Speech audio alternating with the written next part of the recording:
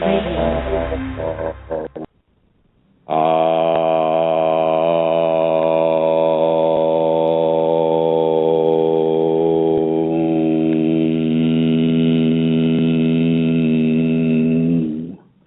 Hello everyone, this is Chrism, and I'd like to welcome you to another conversation about your Kundalini awakening experience.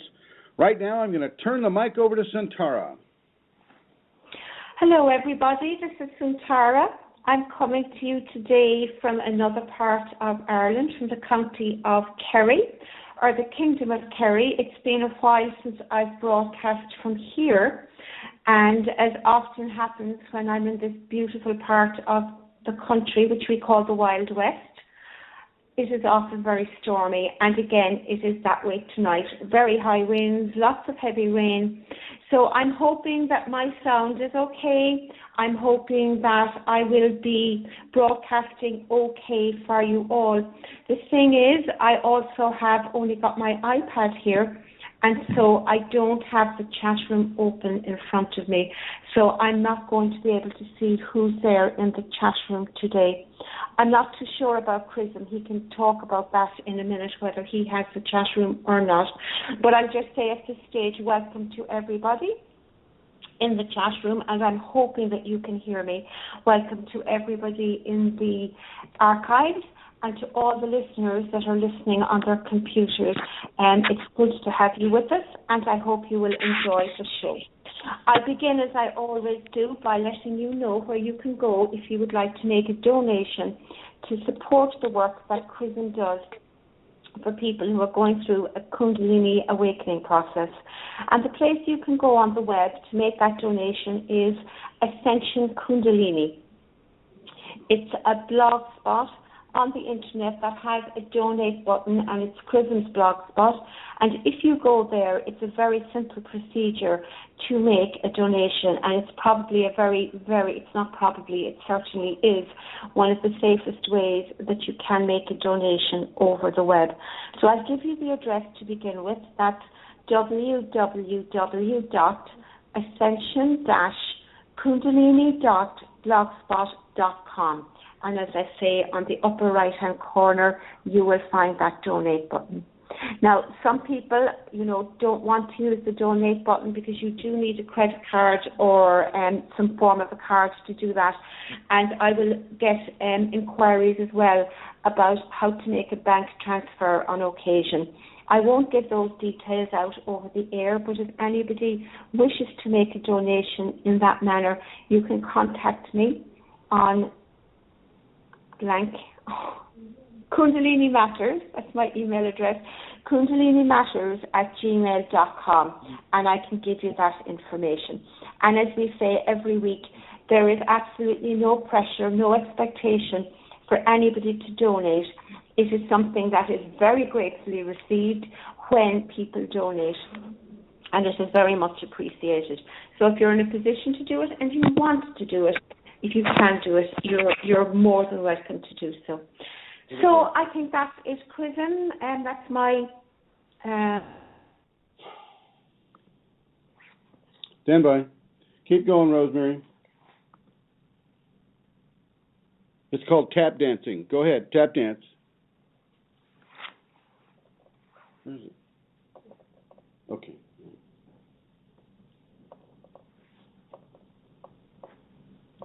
Looks like I'm the one that gets to tap dance. Well, everybody, BlogTalk has kind of thrown me for a loop for a moment. I'm trying to hook up the chat room here. Just give me a moment.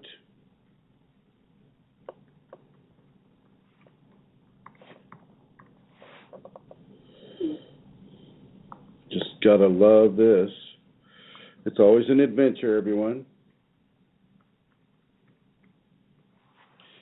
And let's see if this works. Oh, great. Coming into the studio here with a different computer. BlogTalk is so lame at times. All right, let's see if I can get your chat room up right now.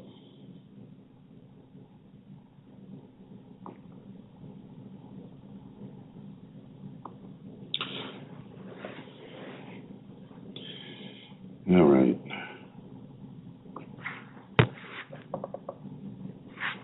Okay, everyone. So, first of all, it is my sad, it is with very sad feelings that I would like to announce the passing of Sigrid Edworthy, one of our Kundalini sisters. Here we are. Okay, I see you all in there. She passed away January 19th in an ambulance on the way to a hospital in northern Canada. I send my condolences, my comfort, the qualities of the Kundalini to her husband. And I just wanted everybody here to know. Most of you that I see on the chat room right now already know. Her husband's name is John Edworthy. And John, from all of us to you and to your family, our greatest, warmest feelings of love and healing, and please allow yourself to grieve. Don't try to hold it back. Okay.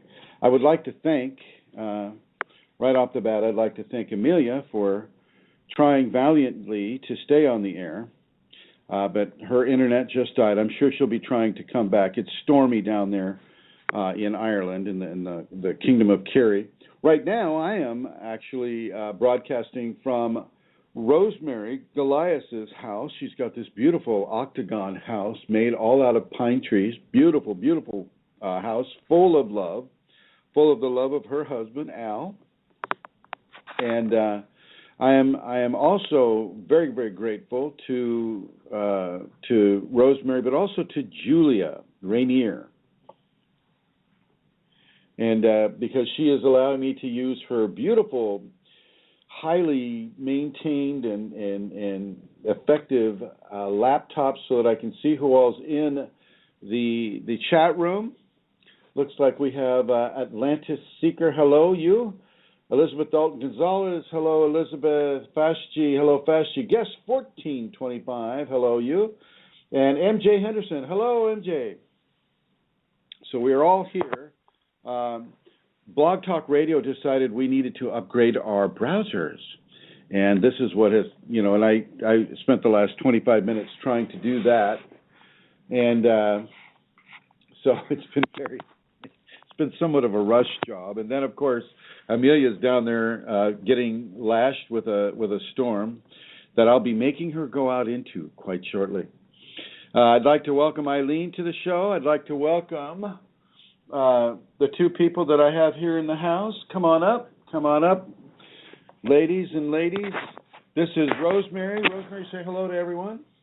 Hi, and great to be with all of you. We'll be listening to Chrism. And then here's Julia Rainier. Hi, everybody. She's not exactly long-winded. Okay, all right. So today's topic, I believe Julia would like to ask a question.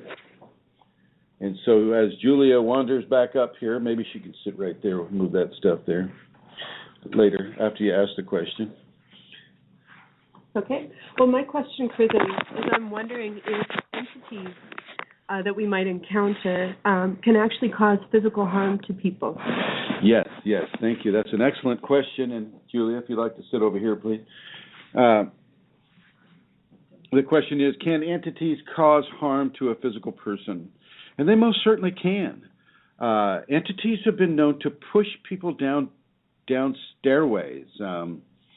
The proverbial scary movie has the heroine or hero standing at the top of the stairs, and some ghost-like figure either flips the rug or in some way pushes them down the stairs. This is not unheard of. A ghost is, a fragment of a personality, is what also I would consider to be an entity, but also spiritual entities. Now, entities that are sent by the Kundalini will have less of an opportunity unless, of course, the person begins to communicate with them or to discuss their life with them or to believe what the entities are telling them. And that's very important, that a person not buy into the information that a discarnate being would be given to a person. And I know, MJ, I'm sorry we're talking about this again, but, it's a question. So they can cause physical harm, but within a Kundalini context, these consciousness are allowed to be perceived by us, and in our perception of them, they have perception of us. And so it's just a very, very good testing period for the person not to get over-absorbed in what they're seeing by their curiosity. You've heard the saying, curiosity killed the cat. Well, in this case, curiosity can cause some harm to the human as well, especially within a Kundalini awakening context. So there is that. If you have any questions, I would like you to feel free to call in to the number 347-934-0026. You can go ahead and take that computer, Rosemary. Thank you very much for letting me use it. We had about 3 computers out here and an iPhone trying to hook up to BlogTalk, which was just kind of useless. But finally the iPad came through. Julia, can you make this thing stay on? Yeah. I don't know where that thing is. So we have the team. The team is working hard and diligently for you and your Kundalini awakening experience. Looks like we have Her Holiness Santara back. I'm bringing her into the Shakti red. There she is. Hello. Hello. Oh, Chrism, I was talking for Welcome to my world. And I obviously wasn't online. Well, and then I saw that my you world. were... It's like you're just talking and talking and talking. And so you said, and I went, and so now, Chrism, can you actually hear? Can you see the room? And you didn't respond, and I went, okay, and then I began to keep talking. And it took me a while to realize I was no longer online. Okay. So, Amelia, now, within your Kundalini awakening experience right now, what have you experienced this week?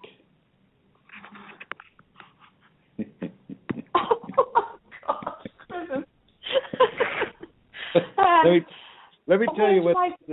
Let me tell you what this is, Santara. This is called tap dancing.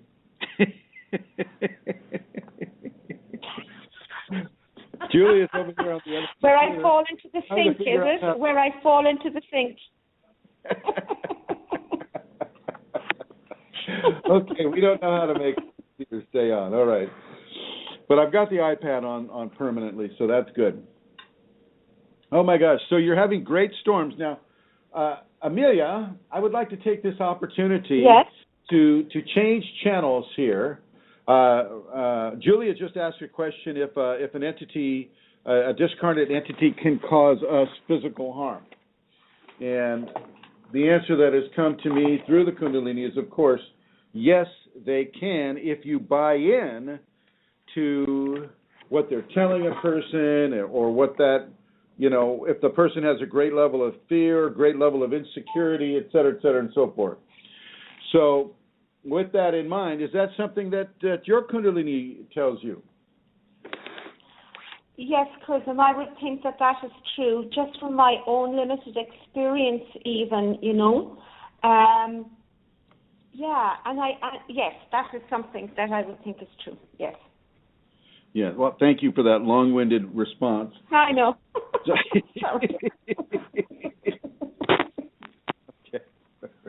Now, let me ask you something, Amelia. Yes.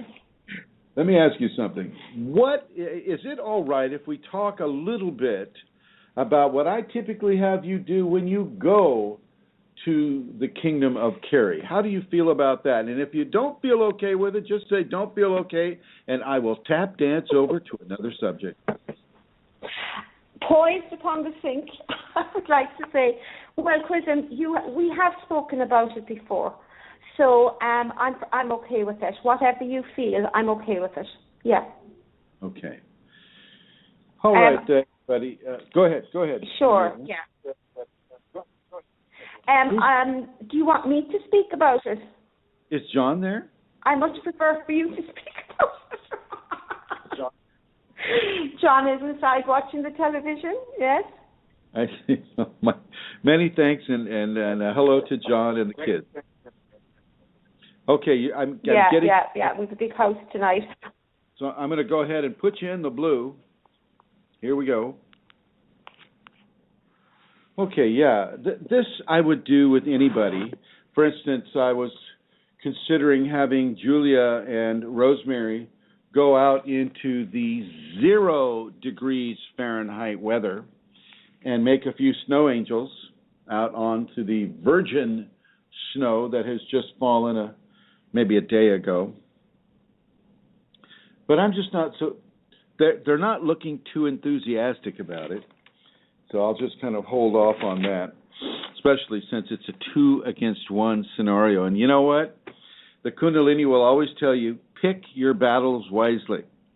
And this is not one I'm going to pick, especially because Julia knows all kinds of different horrible martial arts techniques. She's already attacked me in the car when we were coming back from Sedona, wrist locking me. I don't know what I was doing. I was just innocent the whole time.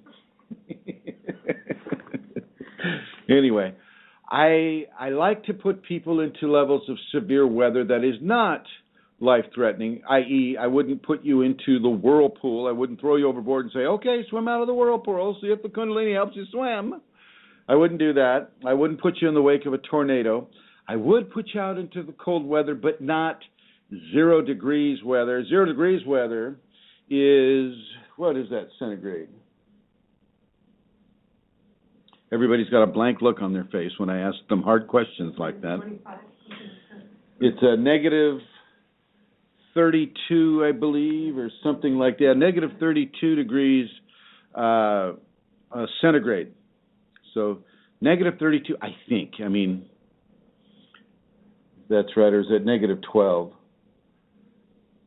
It's really cold. That's what it is. It's really, really cold.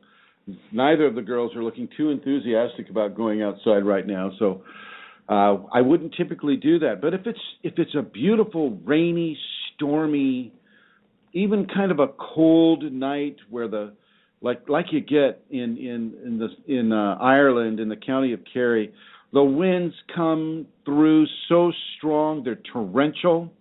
I've seen it's just a beautiful demonstration of nature's gentle wrath upon the land, which is, of course, why Ireland is called the Emerald Isle. I would have you go outside unclothed, and I would have you do certain mystical things that allow you to embrace the weather, embrace that which is outside in addition to embracing that which is within. And yes, indeed, I'm beginning to remember that we have talked about this before, but it always bears a repetition simply because you don't have to be in the county of Kerry to have this type of an experience. You can be wherever you live. And wherever you live, sometime down the line, will have a level of difficult weather for you to experience your Kundalini in. For me, I was in Yosemite National Park. I was living in the park at the time, and you know, we'd get a blizzard or we'd get, you know, a snowstorm, you know, something really, really amazing. And of course, I'd wait till 3 a.m., the golden hour, and then I would go out into that, you know, that really, really cold, wonderful weather, and I would just feel the Kundalini kick in, feel it come through the palms of my feet, and feel my hand chakras light up, and feel the whole spine just become tingly with the heat that the Kundalini would bring me as I came into different levels of cold externally. Now, I have just come back from Mount Shasta about maybe 3 weeks ago, 3 weeks ago, and I took Julia up there. And Julia, when the place is called, I think it's called Jacob's Hot Springs or something like that. And basically what it is it's a place where you go in, you sit in this really, really strong mineral water, really feels good. Really sensitive skin can handle it, and it's been used for a lot of different diseases for folks. You sit in the bathtub for 8 minutes, and you get out of the bathtub and you go into a Swedish sauna. You stay there for as long as, in my case, as long as my Kundalini tells me to stay there. Kundalini doesn't really like me to go into Swedish saunas, so I don't stay too long. But then you come out and you walk outside the facility, and on one end of the facility is this creek. It's a very, very, very cold creek. As a matter of fact, Santara and Eileen, who are both on the line right now, have both experienced it. And I know Santara felt her Kundalini come up. I'll be asking Eileen if she felt hers, as they immersed themselves into water that was as close to freezing as you can get. I know that Amelia and Eileen, I think, were breaking about 2-inch sheets of ice off the surface, clearing that out so that we could get in. Now, Julia, how did you feel when you immersed yourself in that water? Well, I've had the Kundalini heat come up before, so I really trusted that was going to happen. So when I went in, there was a bit of a shock to the system, just trying to catch my breath. But after a while, it felt comfortable. I could feel the heat. That's acclimated. And you could have stayed longer if you had been asked to stay longer. Absolutely, yeah. Very good. Thank you, my dear. And I just want everybody to know that the Kundalini has got your back. It has your six, as they say in the military. It has your six. I'm going to bring Eileen Laurel on now, our most trusted Kundalini ambassador from the beautiful land of the tropics, the dolphins and the manatees, and Eileen in Florida. Hello, Eileen. Hi, Chrism. How are you? I'm fine. It's actually a bit chilly here, not compared to up there, but it's a bit chilly. We have 0 degrees here. I had to take a picture of it. It was very nice. Do you recall going into that cold creek? I do recall it. I was with Santara. Well, we went in a couple of times, but the time I went in with Santara, we were actually, I remember we were oming and kind of bouncing up and down, and I didn't feel the K heat that I'm sure other people do, but I didn't feel cold. And when I got out, because you should have been cold, right? I should have been cold. I mean, it was startling to the body, as Julia said, because it was really cold. There had been ice on it that Santara broke up before we got in. But it's hard to explain because I wasn't feeling the heat as such, but the cold wasn't. I mean, I don't know how to explain it. Well, lots of things, Eileen, defy explanation within the Kundalini. And I just want to say that for those of you that are attending the seminar this weekend at the Dakota Ridge Motel, you will have the honor, the joy, and the pleasure of meeting Eileen Laurel, a Kundalini ambassador in Florida, in person. And I look forward to seeing you as well, Eileen. Well, I look forward to being there, Chrism. I'm going to get warm. Oh, yeah. Okay. We'll try to warm it up for you. Good. Okay, all right. So just a reiteration, folks, that within difficult temperature changes, Kundalini will help you. With the heat, as I mentioned earlier, Kundalini does not like me to go into a hot sauna for a long period of time. I can go in for maybe 8 minutes about that. And And it will signal to you its own pleasure or displeasure at any of the scenarios that you presented with your exploration of your Kundalini awakening experience. Rosemary. Yes. You also went into that pool, did you not? Yes. And how did you feel? Well, it was shocking to me, and it was the greatest effort for me to go in there just in the cold. I didn't experience any awakening in my journey on that, but I do remember it, and it was an act of obedience and direction that's where I received my growth. Thank you, my dear. Thank you.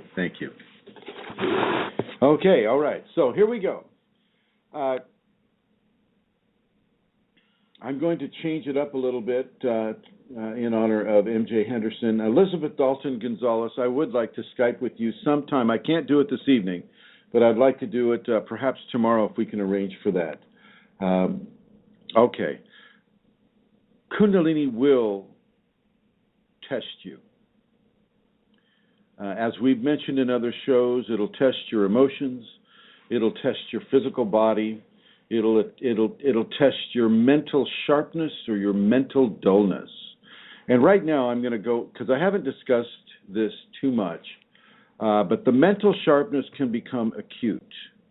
You can begin to understand concepts and equations that you would never have before been able to understand. You would have had to study a college course, or you'd have to make a real defined, strong effort in studying, certain levels of coursework in order to understand a subject, say like physics or dimensional awareness or transdimensional awareness, things of that level. The Kundalini will literally download information into your head. The famous saint Gopi Krishna, who wrote the book Kundalini, the Evolutionary Energy in Man, he was able to speak and write poetry in a foreign language that he had never studied before. And I mean, he'd have to take care of it really fast. Somebody would have to be there with a pen and paper and write it down because it wouldn't last.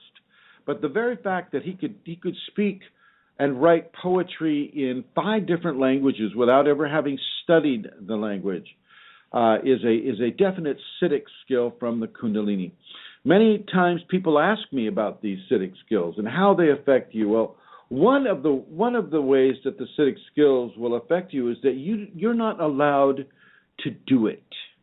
You're not allowed to say, okay, levitation, I want to levitate that plant in front of me over to the shelf to the left of me. You won't be able to do that. You'll sit there, you'll grunt, you'll groan, you'll try, oh, come on, levitate, and it won't happen. However, if the citic skill or the Kundalini wants it to happen through you, it will be as effortless as a butterfly lifting. And so what you really need to understand with some of these citic skills, like the downloading of amazing levels of information and the downloading of something like levitation, your ego is not the one that the Kundalini is going to listen to. Your desire for self-aggrandizement to show people what you can do, look at what I can do, everybody, that will not be honored, typically.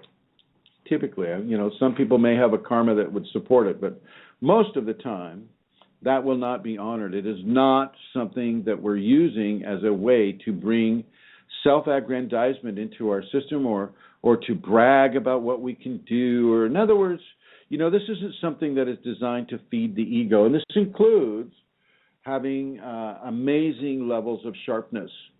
I have to catch myself sometimes because I get things so quick that I'm expecting the people sitting next to me to have the same level of intelligent assurity. And I do have to catch myself sometimes for my poor students. They suffer so valiantly in my presence. Am I right, Rosemary? Can I hear an amen? Amen. Amen. Thank you. Julia? Yeah. I expect them to get something really quick, and I'm not thinking that, oh my gosh, they haven't had 26 years of Kundalini. They've had maybe 12 in Julia's case, and even less in Rosemary's case. I think she's had it for, 3 years? Yes. 3 years.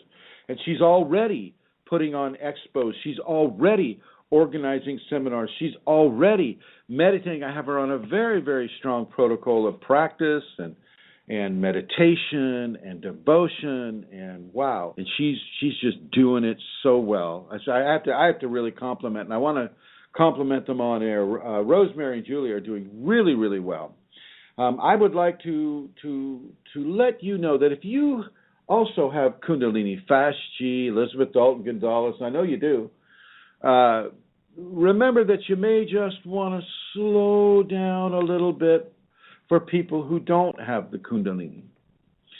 Slow down. Don't expect them to understand as quickly as you're understanding, because they don't have the same scenario that you have. It's not worse. It's not better. They're not stupid. They're just not Kundalini awakened. And with Kundalini awakening, these specific skills can come to a person, and it's very important that we pull ourselves back in order to treat people with fairness inside of the awareness that we have the Kundalini, and hopefully more and more and more people will be having the Kundalini. And this is why we're having a seminar this weekend at the Dakota Ridge in, what's it called?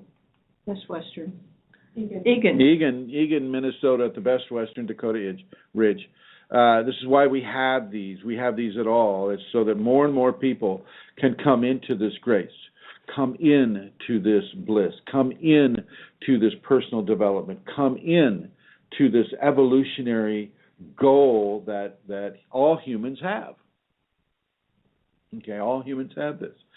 So the downloading of information can be stunning, absolutely stunning.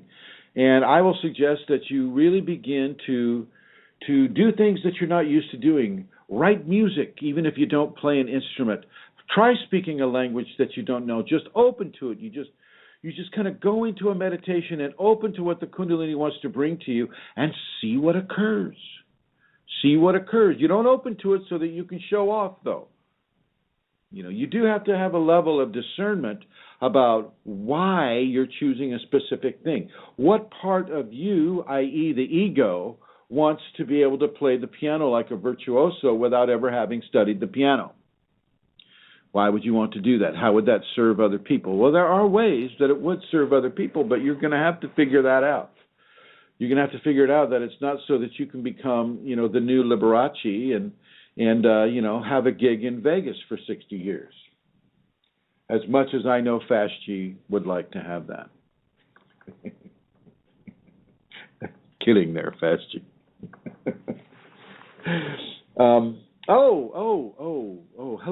Hello, Julie. Good to see you, Celestial Rubies.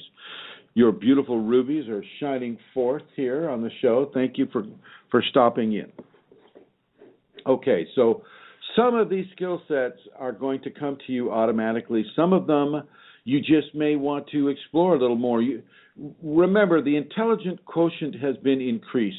So if you're learning a language, if you're learning hard mathematics, if you're learning traditional Chinese medicine, which, you'd think would be really easy, just like going to a Chinese restaurant, but it's not. It's like going there 3 times. You have to read that menu, like Julia. Julia's been at that how long? Chinese medicine? Since 2007. Since 2007. She wasn't going to just give me a number, but since 2007, she has been studying Chinese medicine. It's really hard, and yet, she excels at it. She's really good at it. It blends in with her Kundalini as far as sensing a treatment for people, sensing a malady in a person, sensing an illness. And so in a way, she's also being gifted and downloaded with specific levels of information from her Kundalini. And this can happen to you. Now, if we're going to go conversely, On the other side of the coin, it can make you extremely dull. And I'll give you an example of that. Hello? Anybody there? Hello? Am I on the air yet? Huh. I can't hear anybody talking back, Rosemary. What the heck's going on? Uh-oh. I lost Santara. The extreme dullness. Reached out to Santara, and I think she just fell asleep. It can happen. You can lose your charisma, you can lose vitality, or at least expressive vitality, and you can become kind of dull. It's a fairly common trait, because with the extreme sharpness will come the extreme dullness, because the Kundalini is broadening the spectrum that a human being has, and so just as it's going to broaden the extreme intelligence quotient, so will it expand the extreme dullness. And you notice I'm not saying the word stupidity, because a person's not stupid anymore, they're just kind of dull. It's part of that sine wave where you go up and you experience the heights of intellect, in this case. And then as you slide down that sine wave, you experience the depths of limited intellect. Okay, and this will go on and on throughout the Kundalini experience that people will have, and so you want to be very aware of that. It's just, I don't want you to think that something is wrong if this happens to you, because nothing is wrong. Oh my! We've been graced again with Her Holiness Santara. The Celtic Queen of Questionable Comforts has returned. Here she is. Did you have to go potty? Is that what happened? I keep getting bumped off, but you needn't tell everybody, because they didn't know I was gone. And I saw that just as I was going into extreme dullness, you left. I know, I was laughing, and I thought, I don't know what happened. I got bumped off. I thought actually you put me off for a second. Cool. But it's really interesting though, Chrism, because I had been just thinking that sometimes Kundalini does the opposite as well in terms of courses, because I was doing a course, and honest to goodness, this is the truth. It was like I want to be careful of how I describe myself, but it's as though I knew nothing. I couldn't recall things that I should have been able to remember. I wasn't able to, would we say, the homework and things like that. I had to get up and do some presentations. It was a PR course I was doing. Oh my God. And I'm good at that sort of thing, and it was horrendous. I had to give up the course in the end, because I firmly believe the Kundalini didn't want me to do it, didn't want me to be involved in public relations and all of that sort of thing. Well, you could have been just on the downside of that sine wave too, right? It was terrible. It was horrible. Anyway, yeah, absolutely. Wow. Well, thank you for rejoining us, my dear. I know you're just using it as an excuse to go play poker with your husband. Don't try to get that around. Indeed. Actually, the sound is okay, I think, now. Good. You did. Thank you for that story about the public relations. It's very true. When you are in that downside of the intellect download, coming into levels of dullness, it's probably best not to schedule something that's going to require you to do, like, say, public speaking or something that's going to be a little harder for you to try to pull words out of thin air if you're on the downside of that intellectual infusion. It's very important for you to just let it come, let it go. It's not you're not dumb and dumber. Okay, you're not there. You're just going through that downside, and you have to experience that level of shall we say, non-intellectual stimulation. You have to experience that. It's also part of the sine wave, the expanded reality that the Kundalini will bring to you. I want to say today that this show will be an hour long, simply because I have another interview right after it for the Twin Cities here in Minnesota, St. Paul, Minneapolis. And so I just want to let you know that this will be an hour-long program. Now, with some of the other ascended skills that come to a person, such as a super strength, let me tell you a bit about that. I've had that experience, and you can lift things that you would have never thought you could lift. I want to give you a story that my mother related to me off the coast of Northern California when she was a young woman. She was observing a mother and a like a 3-year-old son playing in the Russian River, and just in the real shallow pool. Well, this Jenner by the sea is where the Russian River empties into the Pacific Ocean, and so it's that close to the ocean. I mean, the mother was literally maybe 100 yards away from the sea, and the mouth of the river was just goes right out into the ocean. There you have a lot of seals, you have a lot of sea lions, you have a lot of birds, you have a lot of sea life there. Well, anyway, her son was just splishy splashing like a 3-year-old boy does in the shallow part of the water there, no waves or anything, but all of a sudden a large gray shark, and I don't know if you've ever seen a gray shark, but they are the most vicious looking shark. But anyway, a large 6 or 7 foot gray shark tuned in on her son's fleshy splashing and curved in, and he would have curved in to the left and came into that pool, and Mother saw the shark, and she just acted. She leaped into the water, she grabbed that gray shark by the tail and threw it up onto the beach. People saw this. My mother saw this. People were stunned, and they just chalked it up to, maternal, in the heat of the moment, defense of her offspring. But that's also a Kundalini trait.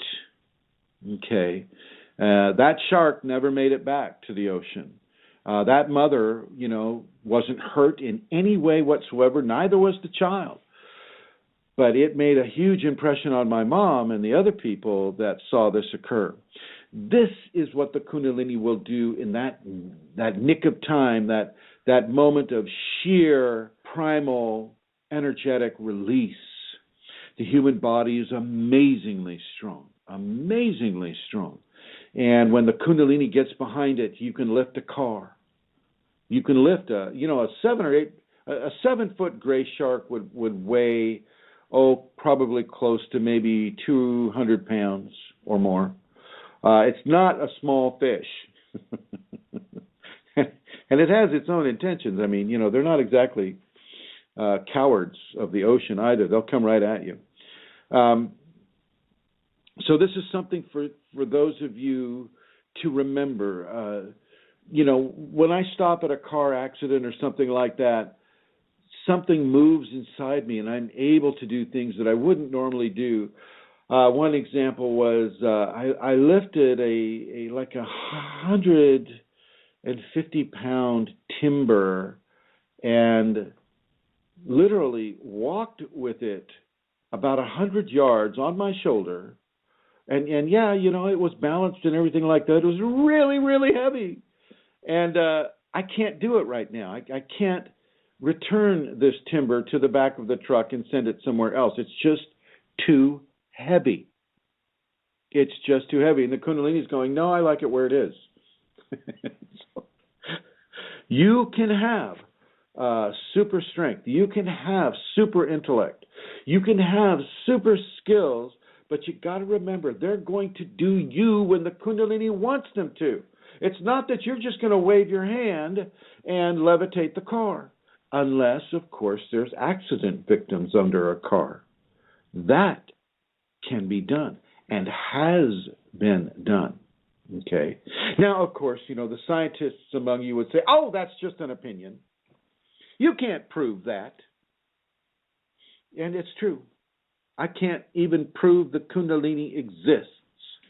There are no machines, there are no measurements, there are nothing but anecdotal evidence from people that have had Kundalini for thousands of years. If you go back into the ancient rishis, who wrote the Vedas of ancient India, and even now, when you see a sacred skill or you feel a sacred skill, for instance, let me give you another for instance here, looking at the time.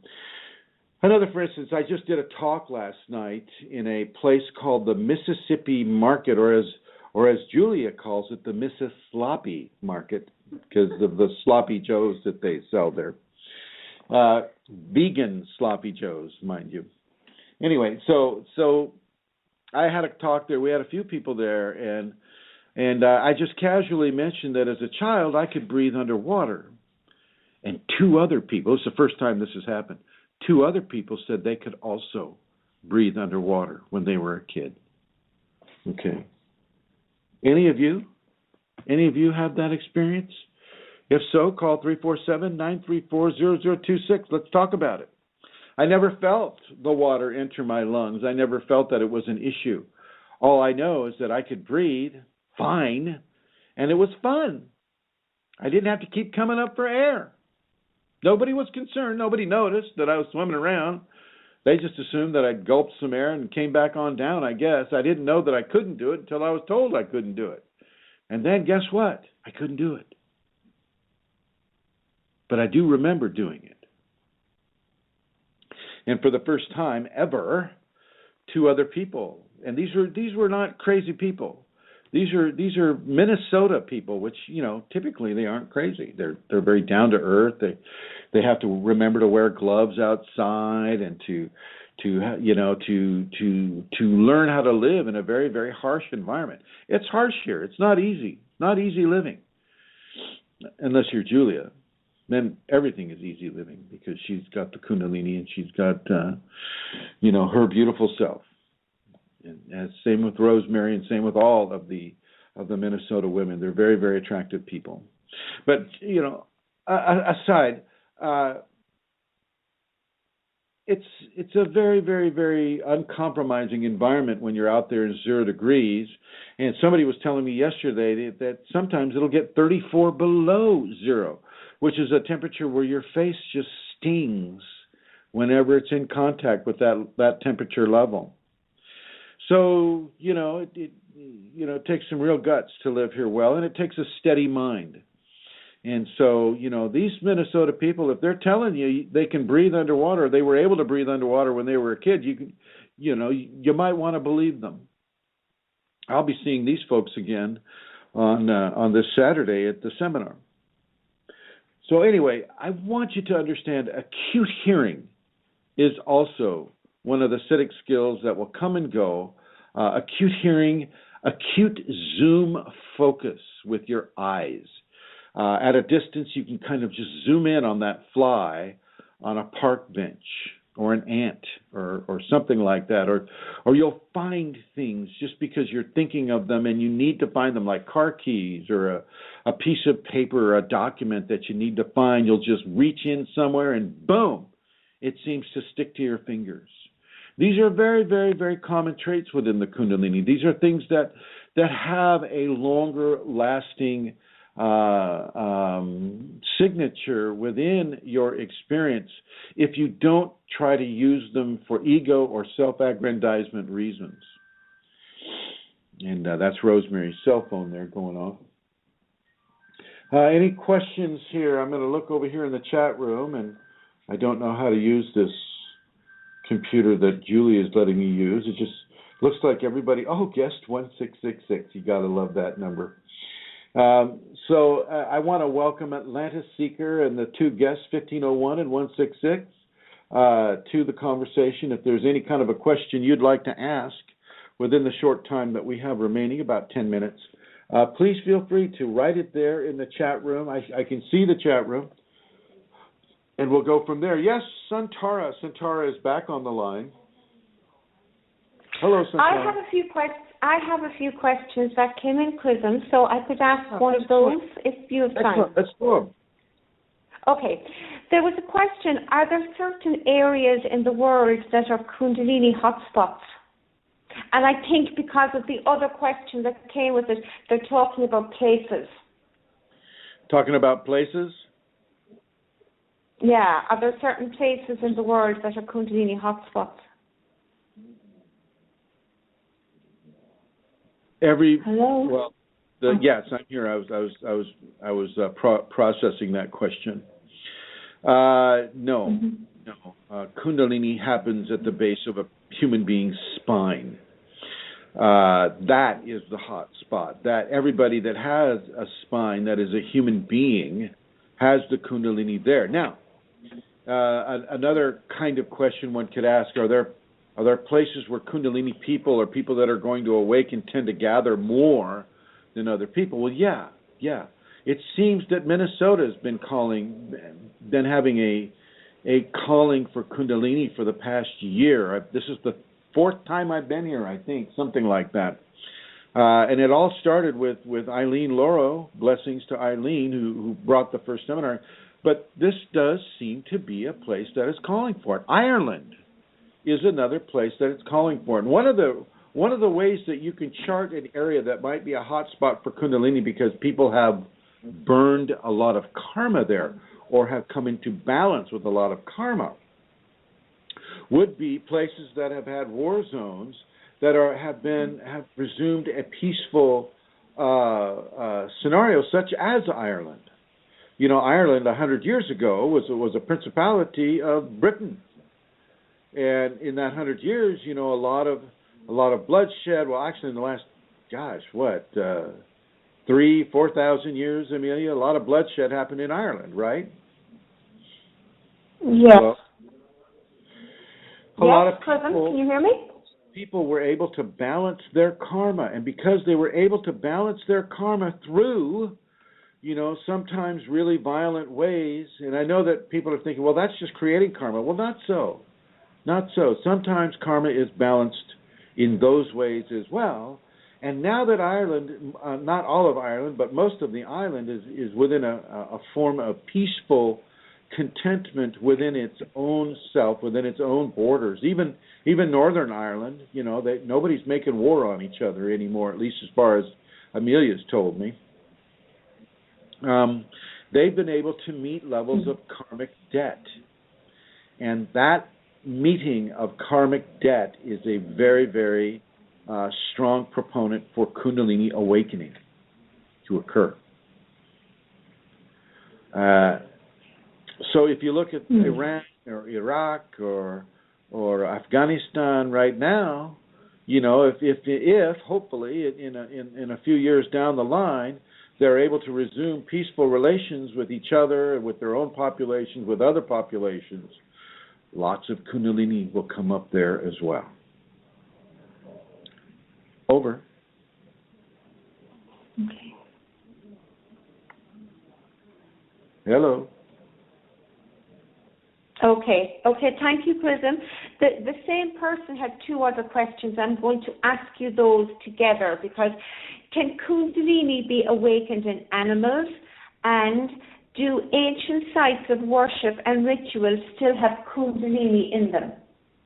Well, I'll take the last one first. Kundalini is not an energy that dissolves or is water soluble or in any way soluble with any kind of a solution that would minimize its impact. So yes, ancient sites and ancient ceremonial places, or even ceremonial, like Julia's son has a pipe made by Sitting Bull. And, you know, this was in Sitting Bull's possession. And, you know, if Sitting Bull had Kundalini, then that Kundalini from Sitting Bull would still be as fresh as the day it was first handled by Sitting Bull.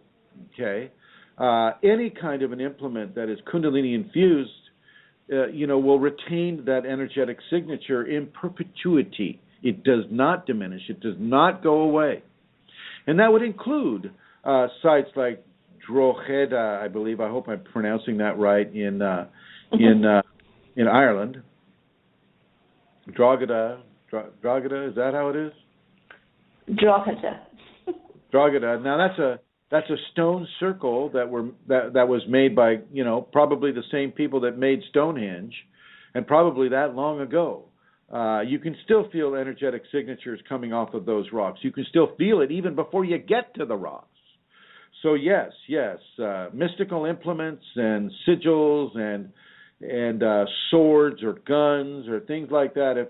If the person handling them had Kundalini, well, then that Kundalini is going to still be upon that implement or that area. Now, for the other question with regarding to animals, animals already have their Kundalini awakened. They don't have anything to awaken.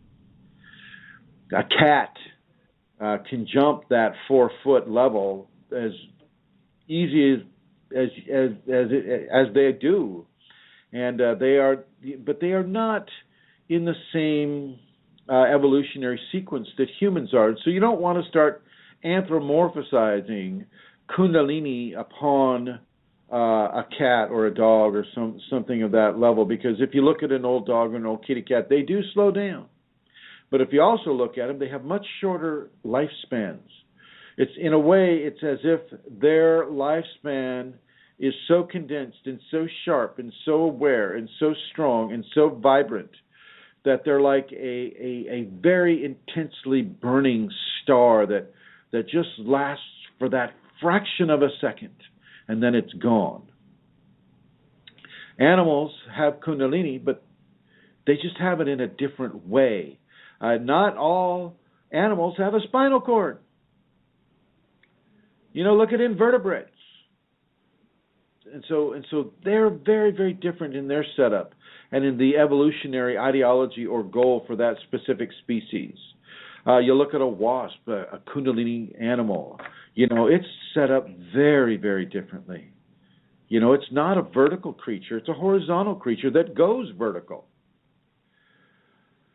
We have our setup with the Kundalini simply because we are bipeds. We stand upright.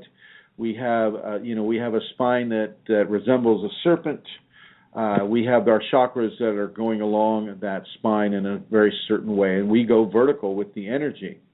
A dog or a cat, they still have chakras. They still have nerve plexi that coalesce over areas of their spinal cord, but it's not the same for them. They may be awakened all the time. You look at a cat, and you ever wonder why a cat can see entities? That may be the reason.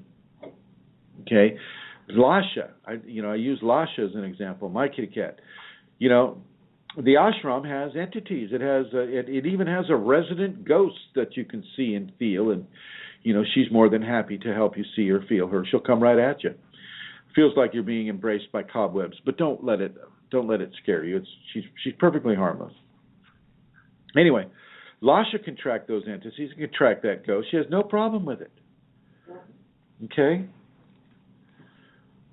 So animals already have it to a large degree, such as a wasp, a spider.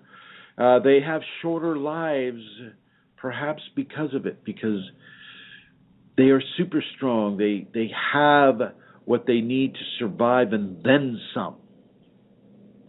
That drive to survive is also a Kundalini trait. And it's no accident that the Kundalini uses those specific animals like the snake, the spider, the wasp, the killer whale, the big cats, all the big cats, the wolves, the big dogs. It's no accident that the Kundalini uses these fellow mortals as symbols of itself within the human being. It's teaching us, using them as a teacher. Next question, my dear. Okay, excuse me. That's too long. Okay. Often I notice that Kundalini friends of the groups seem to become very attracted to a particular colour, like blue in particular. But then sometime later it seems to become purple or yellow or some other colour. Is this common, and why is this so in a Kundalini context? In a Kundalini context, they're resonating with a specific chakra color. Somebody may be, their process may be focused around, say, the third chakra, and so they're gonna feel a dynamic around the color yellow, the brilliance of yellow, the yellow banana, the yellow lemon, the sun. They're gonna feel a joy that comes to them through that color. Now, within a Kundalini context, yes, it's typically blue or red. And this is not just like any kind of blue or any kind of red. This is the dark, dark ruby red. This is the dark, dark cobalt blue, which, of course, when you coalesce those two together, you get that beautiful, beautiful, deep, dark indigo purple. Okay, these colors feed a person's Kundalini. They feed the marriage or the union of the two that are one. And so, of course, for many of my private students, one of the first things I have them do is I have them get a ring on the left hand, which is that deep, dark, beautiful ruby red. And then I have them get another ring on the right hand, which is that deep, dark, beautiful cobalt blue. Okay? It's either a ring or a bracelet or some sort of a body ornamentation that allows them to feel, to constantly be reminded of what it is their life is actually about. It's not about filling up the car at the gas station or the job or, appeasing a boss or living in society in any way, shape, or form. It's about having the Kundalini, and from having the Kundalini and from the expressive temperament of the Kundalini, it is about those things. Living the life in society through a Kundalini perspective, dealing with your boss from a Kundalini perspective, pumping the gas from a Kundalini perspective, communicating with others in your society from a Kundalini perspective. So these body ornamentations are strictly a tool for that. Next question, dear Amelia. Can I just tell you the hour is up? Do you wish to finish? One last question. Okay. The question is, why are dreams important in relation to Kundalini? Why are what? Dreams. Why are dreams important to the Kundalini? Yeah. Okay, all right. Well, thank you for such an easy question. Dreams are important to the Kundalini because that's one of the main teaching arenas, one of the main areas of classroom work that the Kundalini will give a person. You learn so much about your own inner process through the dream life. I can't even quantify it. It's a huge area. One of my private students, Magdalene de Deus, every day, we talk about the dreams. We talk about the relevance of the dreams in her life. We talk about what the Kundalini is teaching her through dream symbology within the life. And I'll also go into this with Rosemary or anybody that's remembering their dreams. Well, we begin to have a conversation about the dream life and the Kundalini connection to that dream life. A lot of people are struggling with certain emotional traits. Some of the 7 sins of the Christian lineage. Like let's just say avarice. They're struggling with avarice, and so they'll be given dream instructions about what it is they have and what they need to do to get through it in order to not have avarice or to not want what other people have and be happy with what they have and what they need to do to get what their needs are calling for. And see, the other thing would be let's just say beauty, to not be jealous of another human type that may have blonde hair. Oh my gosh, she's got blonde hair, and so she must be, someone special because she's got blonde hair. And oh my gosh, Chrism here, he's got white hair and gray hair and red hair, and oh my God, I need to go into jealousy over that. And so the person will be given dreams about jealousy, dreams that have a blonde person in it, if the issue is about blondness or whatever. And so the Kundalini will adopt the format of teaching through the dream life the very, very necessary components of emotional behavior,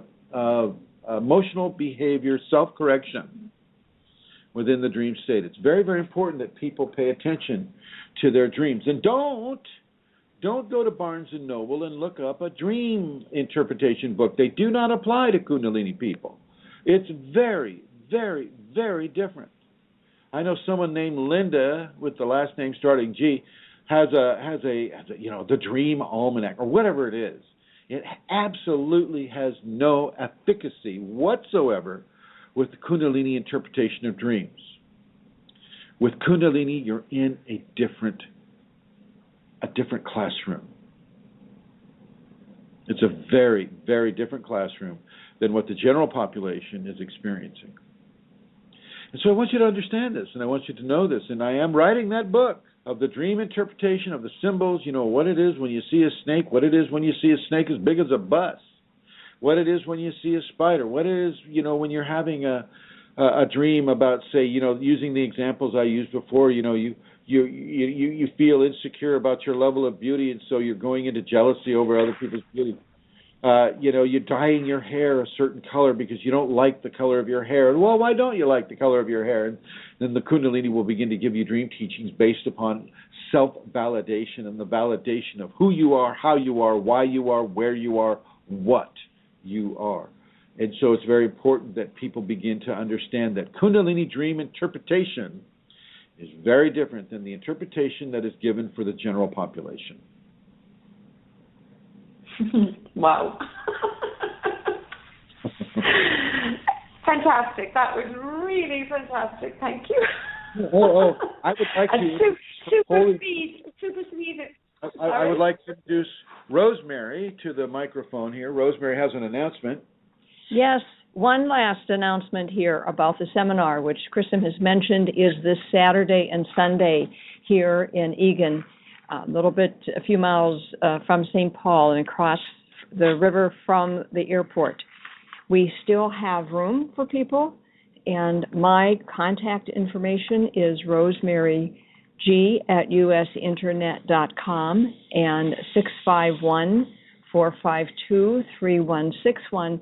And it's very exciting here in my home to have Chrism here and that we're working on this. It's very exciting to be aware. It's a couple days away.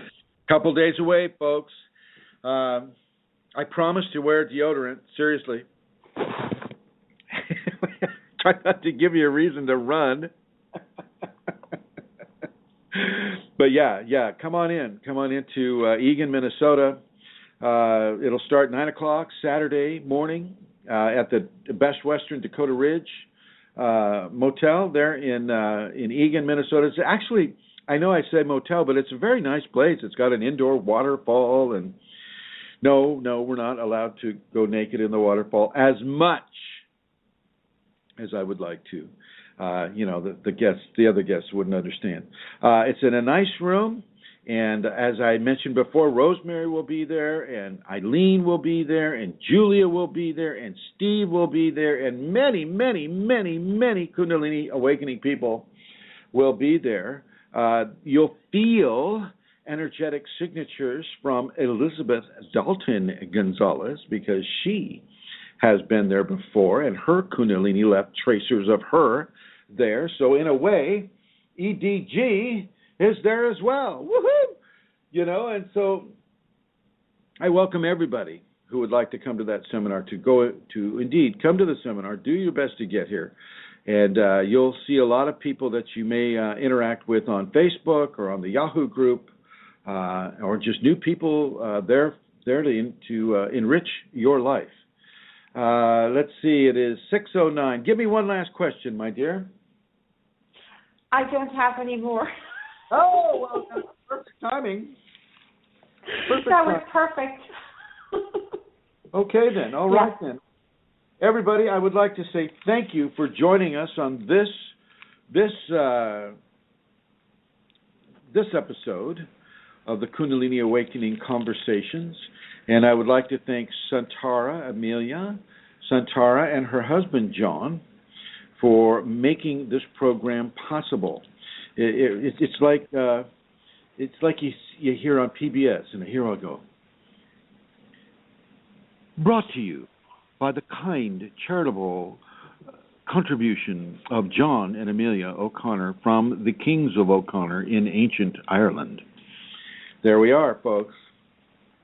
You have been blessed by the kings, the O'Connor kings, in my opinion, the real O'Connor kings and queens in the county of Kerry. And Amelia, do you have anything you'd like to say? No, Chrism, no, not at all. Have a wonderful seminar, and I look forward to meeting up here again with everybody next Wednesday. Next Wednesday, I'll be back in Santa Rosa, and I look forward to another longer time to have a conversation with you. I would like to say hello, a special hello to Julie, Celestial Rubies. Good to see you here, my dear. I hope everything is going well with you. And a fond farewell to all of you that are in the chat room and all of you that are listening on your computers. Thank you so much for joining us. Sorry about the earlier technical difficulties. It seems to be a common thread here on Blog Talk Radio. Thanks, everyone. Bye-bye.